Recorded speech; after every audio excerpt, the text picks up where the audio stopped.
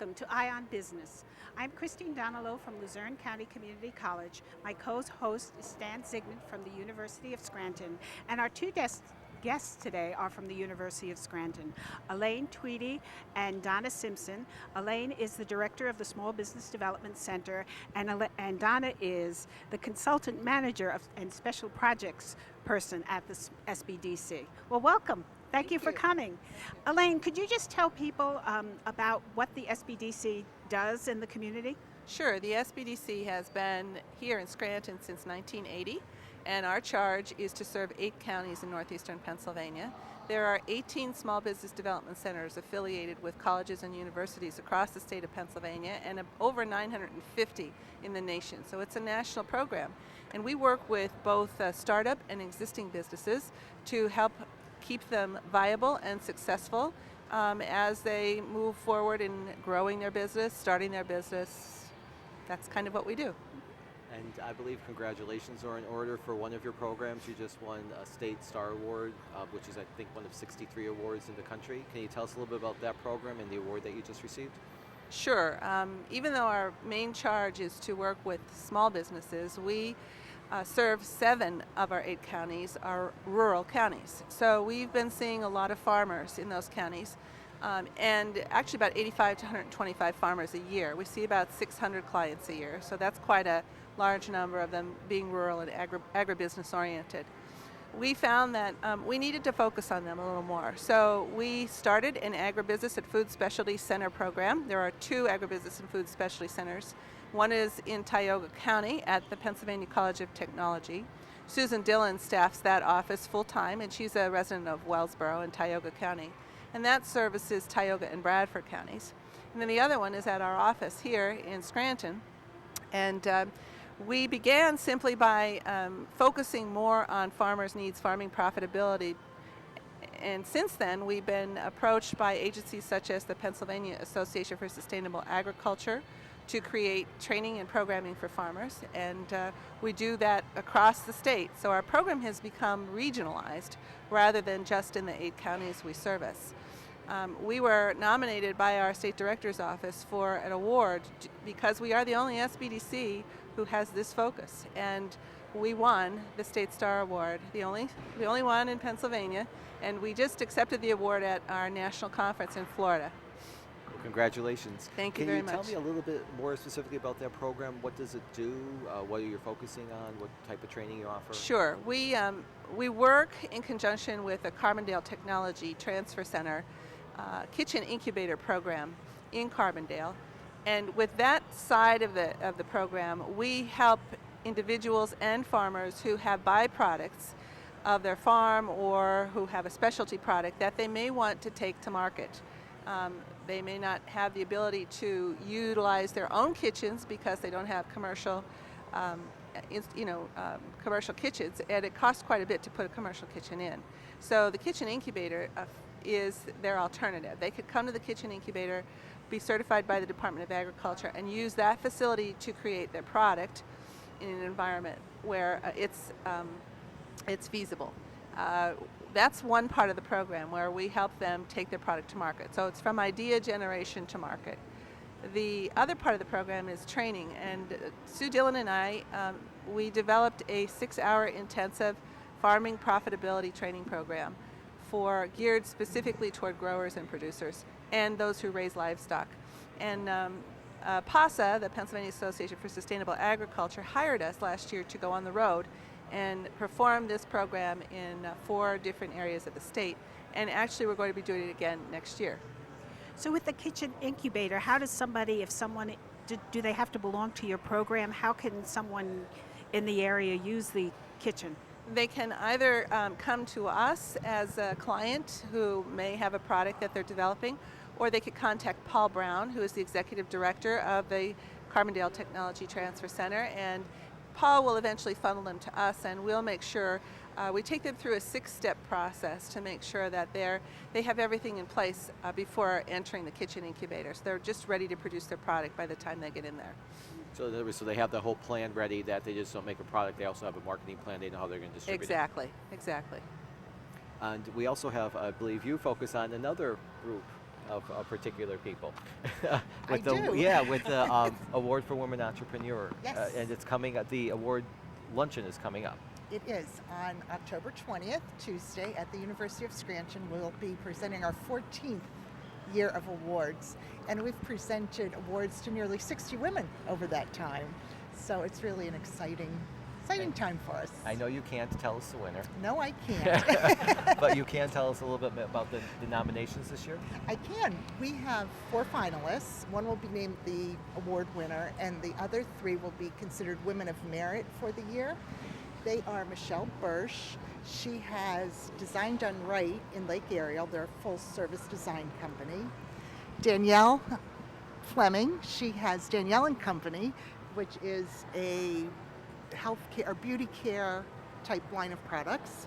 And then Michelle Labar, she has Labar Dressage Training Center in Knoxon, and they do horse and rider training. And finally, there's Heidi Secord out of Stroudsburg.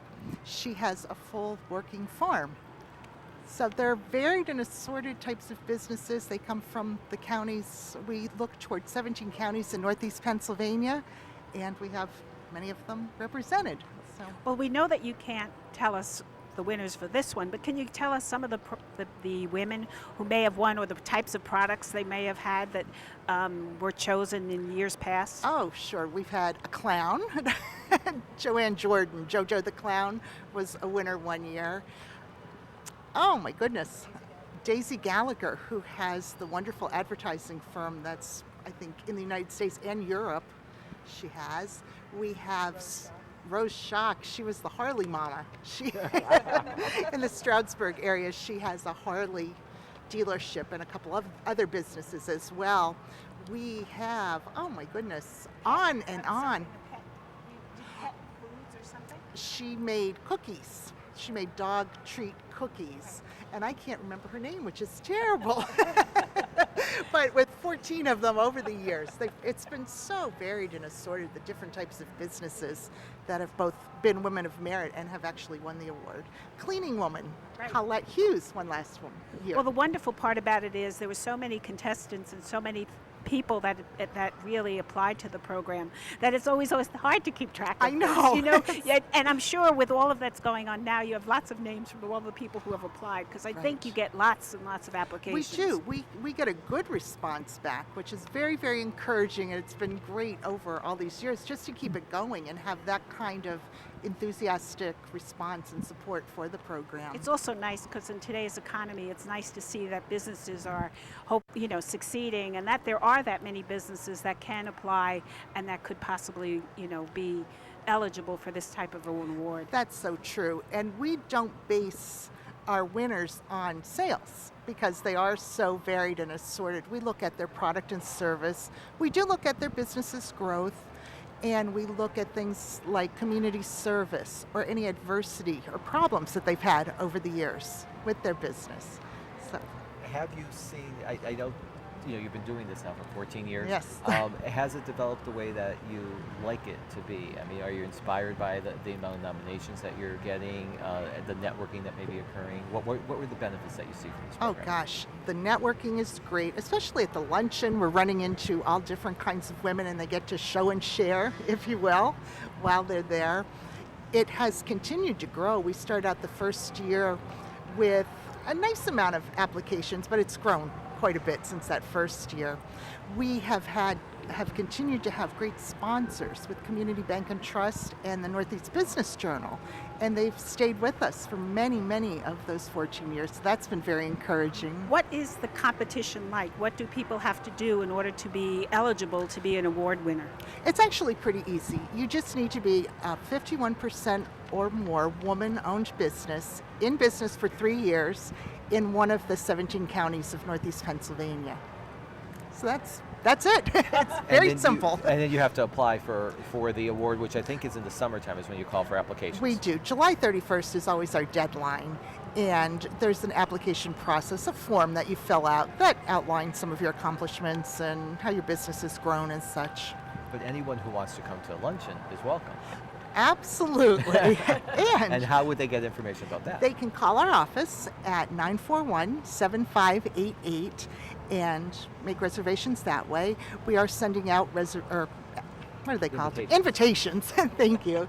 So, obviously those people will get those. And we have some advertising going on and shows like this. Encourage people to attend. We do have something new this year, which I almost forgot about. Before our luncheon, we're going to start at 9 o'clock for this it's a mini conference before the luncheon. So we're going to have 2 programs. The first one's starting at 9 by, I forget her name, Sina Block, who's going to be talking about organizational tips. And then after her presentation, we're going to have Joanne Kowalski, who's with the Penn State Extension Office and who is very well known in her field for leadership development. And she'll be doing a program called The Leader Within You. So we're excited about So that. is that program part too. of the luncheon? So if you buy It's a an- ticket, it includes, or you have to It's pay an extra separately? fee. It's $10 for each of the sessions, Oh, well, and then the that's- lunch is $25. Oh, well, that's a good event. So that, that's adding, It is. basically helping, because I do know that people come from all over the area. They're not just from the Scranton do, area that come so- for this program, so it's good. Could you tell people, too, a little bit more about the type of programs that you run at the SBDC that help entrepreneurs? Such as, we have our one-on-one consulting where a person can sign up, and we have a procedure that you go through, but you can become a client of the SBDC and then sit with us one-on-one to discuss your questions, concerns about your business or your potential business. We also offer a number of seminars throughout our 8-county region, so you can attend those as well. And is it available to everyone? How do they apply? All of the kinds of things. Who would they apply to? Well, I'm always asking questions. no, that's my okay. thing. Through the SBDC, through our office, you can call us again, 941-7588, or visit our website at scrantonSBDC.com, and you can sign up that way. And I wanted to ask Elaine, you've been at the SBDC for a number of years as well. How have you seen the center develop and change over time? And what are you most pleased with? Well, I've been with the university for almost 23 years, which is a long time. And when I first came on board, we were a very small staff. And I don't think we paid a lot of attention, honestly, to the university, although we were paying a lot of attention to the outside world, which really was our charge. And now I'm most pleased with the fact that we work very well within the university with a number of different groups. Most recently we've been working with the KNU School of Management on establishing an entrepreneurship minor. And there's another new program that we're both developing that's still a little secret. But it'll hit the tabloids There's as a lot soon of as secrets it's developed. here. But Okay, and the winner is no. I'm not kidding. we use students, quite a number of students. Donna actually has been heavily involved in finding students to come on board. And this year, we actually have some students working with us from Marywood. 18 Marywood students are working on our Buy Fresh, Buy Local campaign. We do have the Northeast chapter of Buy Fresh, Buy Local. We are the only SBDC probably in the country who has a Buy Fresh, Buy Local chapter at their facility. And tell us about what is the Buy Fresh, Buy Local? Buy Fresh, Buy Initiative. Local is a program of Food Roots. Food Roots is a national organization who looks to educate consumers on buying from their local farmers, particularly this time of year where there's farmers markets and you've got a lot of fresh produce and fruits that you could go and buy, as well as eggs. And there are farmers in our region, for instance, grass-fed beef farmers and pork, people who raise pork and chickens that we can actually buy from year-round. Our region was not served at all. Lancaster County really has the highest concentration of those types of farmers, and the central Pennsylvania region and western Pennsylvania had Buy Fresh, Buy Local chapters for quite a number of years. We decided that we needed to see our region served. The farmers didn't have time to set up the chapter, so we, as we worked with PASA, we decided we would set that chapter up for our farmers. We just published our first food guide. It's an absolutely beautiful food guide featuring local farmers in 7 counties, farmers markets, places that you could buy fresh produce, as well as meats and eggs, honey, maple syrup, and all of those types of products. So we're really very proud of the And Buy where Fresh, would Buy you get Local. that guide? Is it You on could- your web? You or? could absolutely call our office and we'll mail the guide out to you. And Donna's already given the number 941-7588. Don is popular these days. You could go to our website, scrantonSBDC.com/BFBL, Buy Fresh, Buy Local, and you could find out more information about the Buy Fresh, Buy Local chapter. Well, that's an interesting thing. Now, if somebody was interested in joining something like that, what do they do? Call you too? Yeah, absolutely, or go to that website. There is a buylocalpa.org/northeast site as well, where they can register their farms, and it puts them automatically on a map so that any consumers interested in finding out where their local farmers are would see them on that website. Do you see that program, has it grown since you started from conception to? We just got our chapter affiliation on April 1st of this year. So we just began the chapter. We've been going to potluck dinners, farmers markets, you name it, we do it. It's Eating well. It's a lot of fun. We are absolutely eating well, much more healthy. I've learned that 5 fruits and vegetables a day is the way to go. So, and for nutritional purposes, the students from Marywood are starting to focus on the nutritional value of eating that way and are going to help us out in that regard. That's a wonderful program. It is a great program. It's nice, you keep on developing more and more within the SBDC on. And I think that to answer a little bit more of Stan's question is, we try not to be stagnant in what we do. Yes, we serve businesses, but we have 8 counties. And in those counties there are needs. And as we see the needs develop, we look to develop a program to meet those needs. So that's how the agribusiness centers came about. That's how Buy Fresh, Buy Local came about. And they always talk about the fact that the family farm is kind of going the way of the wayside because of the larger farms are taking over. Yes. So it's nice to know that there's this kind of development, which will support and help the help the farmers, I think. Right. We're very supportive of our farmers. Farmers are a tough crowd to infiltrate. We've been very careful about how we work with them, and we have to build a trust with them. We are an institution, and sometimes institutions aren't looked upon favorably. But in this case, we've built a really good relationship with many of our farmers in the region. Have you seen businesses who, maybe a larger restaurant who want to use this, I guess, the resource that you developed? Absolutely. I actually have had calls from chefs. I had calls from another educational institution who wanted to talk about possibly a farm to city program, bringing food from the farm into their institution. I like to see that at the U. Eventually we work on one thing at a time, right? But we have seen a lot of restaurants and others become interested.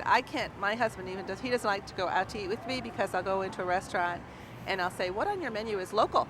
And then start having that conversation and say, if you could get at least 2 items on your menu featured that are local, from a local provider, you could be a part of Buy Fresh, Buy Local. So, I'm a walking a monument to advertisement for the program. And I think as people become more aware of the buy local, and especially local, a lot of times it's more sustainable. There's a lot of benefits to it. People will probably start asking. So people can go into restaurants and ask about that, Yes. and then they could Yeah. refer them over to you. And we have all types of memberships. We have a student membership because since we're on campus, we wanted to be sure that we got students involved. We have what's called a vocal local, who's a supporter of fresh food. We have partner memberships, which are the farmers themselves or nonprofit organizations. And then we have a corporate membership. So anyone who is a food processor or a larger corporation who would like to become a member. There is an eligibility requirement, however, so for our partners and for the corporation. So I usually talk to them to find out what it is that they're producing, or are they really, do they have some local elements before we allow them to join. Do you have a logo that that would be Absolutely. stamped on a We like have a menu our or own something? newly developed Northeast Chapter logo. It's on our food guide, and it's used by us on almost every publication we put out. Well, we're running out of time. So any last things you'd like to talk about? Just give the information again about the event on October 20th. Our And Award for Women Entrepreneur Luncheon is Tuesday, October 20th at the University of Scranton, 941-7588. Again, can get you check the into that. Or the website. website. Absolutely. And Elaine, any last words about? It's a wonderful program, and it's nice to see that it's developed over time. No, I really thank you for the opportunity to come and talk and get the word out about what we're doing. And if anybody ever has any issues with their business or they'd like to contact us even for research purposes or demographic information, they're welcome to call. And a lot of the services are for free. They which you are didn't free. mention, Absolutely. So that It's people are interested. There may be, if you have training classes, a little nominal, really nominal fees. Absolutely. But the other one-on-one consultation and stuff is free. Yes. So it's free for the offering, and why not use the facilities that are out there? Exactly. People always say that there's nothing, there's nothing around here, but in Northeast PA, there's an awful lot of opportunities of helping resources for businesses. That's wonderful, and sometimes they talk about the fact that it's a well-kept secret. So thank you for coming. Thank Our you. guests today were Elaine Tweedy and Donna Simpson from the University of Scranton Small Business Development Center, and my co-host is Stan Zigman from the University of Scranton, and I'm Christine Donalow from Luzerne County Community Colleges, and this was Eye on Business.